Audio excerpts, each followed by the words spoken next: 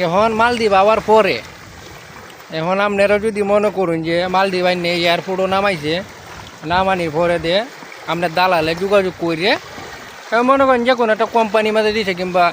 যে কোনো একটা গেস্ট হাউসের মধ্যে দিছে, কিংবা একটা হোটেলের মধ্যে রেস্টুরেন্টে দিছে। এখন নতুন আবার পরে দে যদি আপনারা মনে করেন এমন একটা দ্বীপের মাঝে ফাটাইয়া দে, এটা সাগরের মাঝে, ঠিক আছে, এমন একটা দ্বীপের মাঝে মনে করুন যে চাইরমুখে জঙ্গল, তো এই জায়গার যখন নতুন অবস্থা আপনারা ফাটাই দিব, তখন কিন্তু মানে আপনার সাঁতারা হয়ে যাবেন, মানে খুব কষ্ট লাগবো, ঠিক আছে, মানে এরকম কষ্ট লাগবো মানে কয়ে বোঝাই পারতেন না। আমরা যখন নতুন আইছিলাম, তো নতুন আবার পরে আমরারও কিন্তু এমন একটা কষ্ট লাগছে, মানে চিন্তা ভাবনা করছি যে আসলে কই আইলাম, মানে কই আসিলাম আর কই আইলাম, এরকম একটা চিন্তা ভাবনা। তো কয়দিন আগে একটা স্যার আইছে নতুন, তো স্যারাটারে জিগাইছি যে ভাই নতুন আইছেন কী অবস্থা, কীরকম বুঝেন, তখন কইতাছে গো ভাই কী আর কইয়াম, আইছি তখন কষ্ট মষ্ট করে চেষ্টা করাম, তাহার লাগে মানে মন টিকতেছে না, যদি পারি তাইলে তাহাম, আর যদি না পারি তাইলে তো জুন নাই, ঘুরে যাই।